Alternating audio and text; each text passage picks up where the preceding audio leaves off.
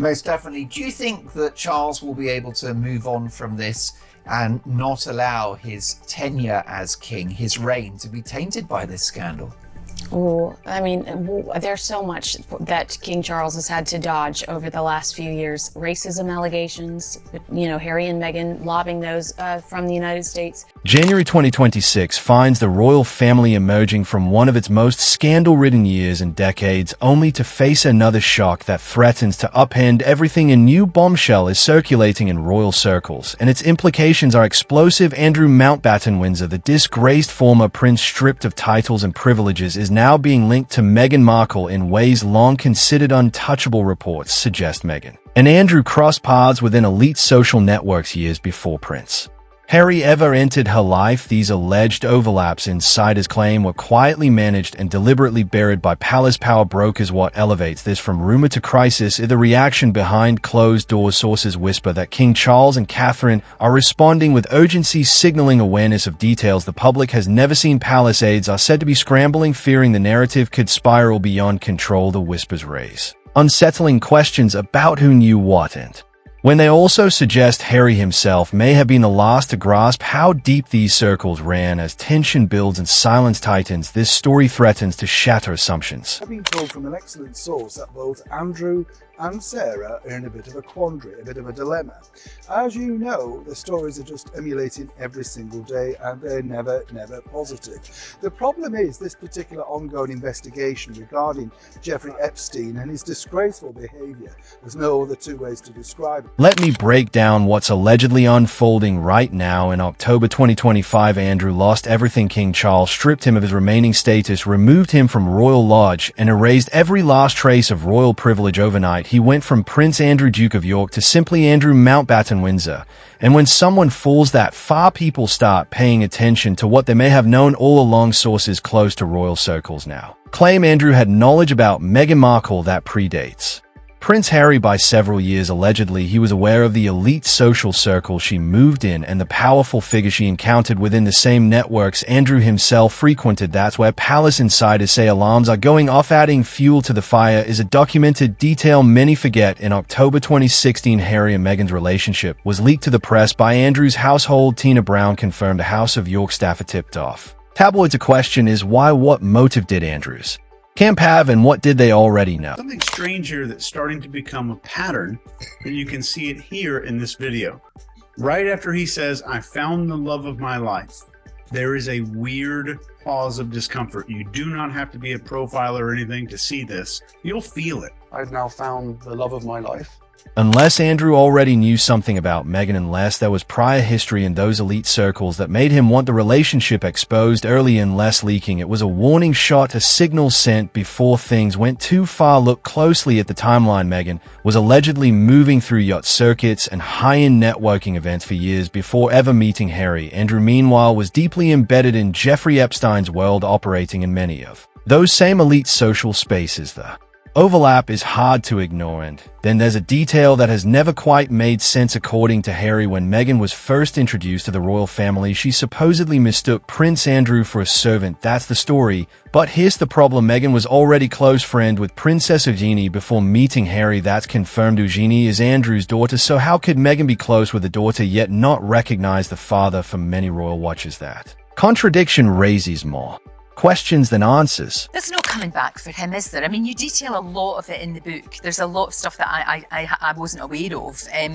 but he can't come back now, surely. I wouldn't have thought so. I don't think he'd necessarily want to. I mean, he's been pretty bruised from the whole of the experience. Royal biographers have raised this exact issue, and it's a question that refuses to go away. How do you know someone's daughter well enough to be close friends yet fail to recognize her father? On its face, it makes no sense unless something else was happening behind the scenes. Critics argue that Meghan either didn't recognize Andrew for a reason or chose not to, and if she had acknowledged knowing him, it would have opened a dangerous line of questioning how they met, where they met, and which elite circles they shared questions she may have wanted to avoid entirely, playing confused, acting as if Andrew was just another staff member conveniently shut that door. But insiders say people inside the palace noticed immediately. Meghan's reaction reportedly raised eyebrows, and Andrew's household was said to be furious about the servant comments. Some believe that moment became a turning point. Not long afterward, Andrew's camp allegedly leaked Harry and Meghan's relationship to the press. Then there are Meghan's so-called mystery years, the period before Suits when she was allegedly active in elite social circuits and high-end networking events, remains poorly documented. Online photos from around 2010 showing Prince Andrew at yacht gatherings with unidentified women were heavily scrutinized. When Meghan's name surfaced, officials insisted the women were not her, but the speculation never fully disappeared. That they will really spill the beans, and therefore, best to keep them close, both of them. And that's they walk this tightrope. There's speculation. There's been leaks to the press that there's been a summit at Balmoral, and they're talking as a result of my book about what they can do.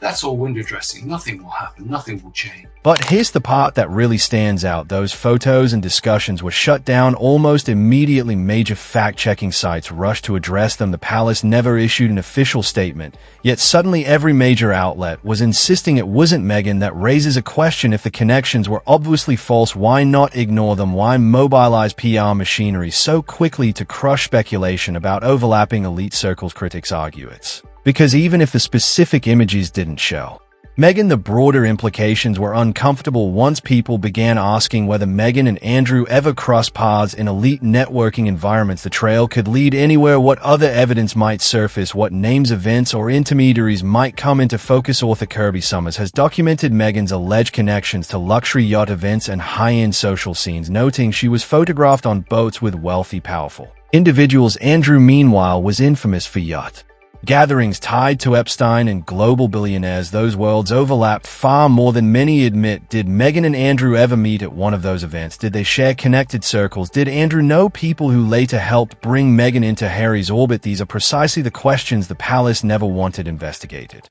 Approached by a guy named Jeffrey who spoke to me and said, "I can change your image," he said. The idea was that these would all be candid shots, discreet, no one would know they were posed or anything. It would be just me doing my routine daily. I was feeling that this was very hokey and hammy. Here's where the story takes a sharper turn. King Charles has been making unusually quiet moves around Andrew in recent months. Publicly, he showed no hesitation in stripping his brother of title, status, and standing, but privately reports suggest something very different. Charles is said to be calling Andrew frequently, easing restrictions, even allowing limited staff access. Again, that contrast raises eyebrows. Charles is known for being ruthless when it comes to protecting the monarchy. He had no issue cutting Andrew loose in public. So why the softer approach behind closed doors? Royal insiders whisper that Charles is concerned about what Andrew might still know, not just about Epstein, but about deeper internal matters. Who knew what, when they knew it, and which situations were quietly managed? Meghan's background reportedly sits at the center of those concerns. From the moment Harry introduced her, Charles allegedly compared Meghan to Sarah Ferguson, an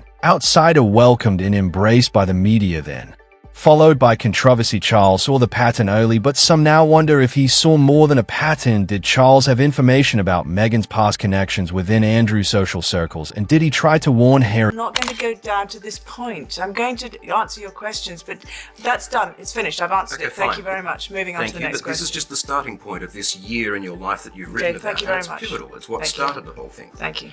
You do write, though, that this tabloid scandal, in fact, you almost feel thankful for it. It let you, review your life, see where you were. Royal biographer Nigel Cawthorne has revealed that King Charles anticipated serious trouble long before Meghan formally joined the family. According to Cawthorne, Charles recognized the warning signs because he had already lived through similar turmoil with Andrew and Sarah Ferguson, and even earlier with Diana. To him, the pattern was familiar. An outsider enters the royal system, initial media adoration follows, then conflict and scandal erupt. Charles wasn't guessing. A believed had seen this movie Before Catherine's response has been just as revealing, though far quieter. For years, the Princess of Wales has maintained absolute silence on all matters related to the Sussexes. No comments, no reactions, only flawless royal restraint. But sources close to her claim she is privately unsettled by the Andrew situation, not only because of Epstein, but because of what may exist regarding overlapping elite social circles involving Meghan. Catherine reportedly believes Harry deserves full transparency. Then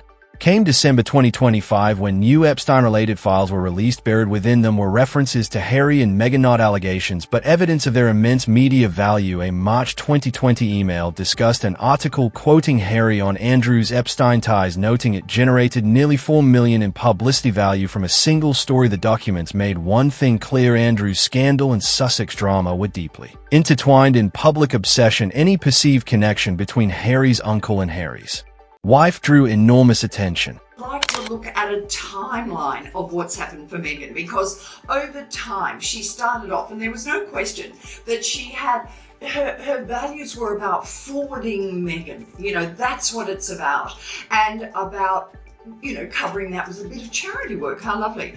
So she meets a... But here's a detail that often gets overlooked. Back in 2021, Virginia Giuffre's lawyer publicly stated he wanted to depose Meghan Markle in the Prince Andrew case, not because Meghan was accused of wrongdoing, but because the lawyer believed she might have relevant knowledge about Andrew's activities and social associations. That alone is striking. A legal professional representing Epstein's victims thought Meghan potentially knew something about Andrew's elite social world. How would she have insight into that environment unless she had moved in similar circles at some point? The deposition never happened, the case settled before it could, but the statement remains on record. It's a rare moment where a lawyer openly suggested Meghan may have had information worth examining about Andrew's connections, raising questions the palace never wanted pursued.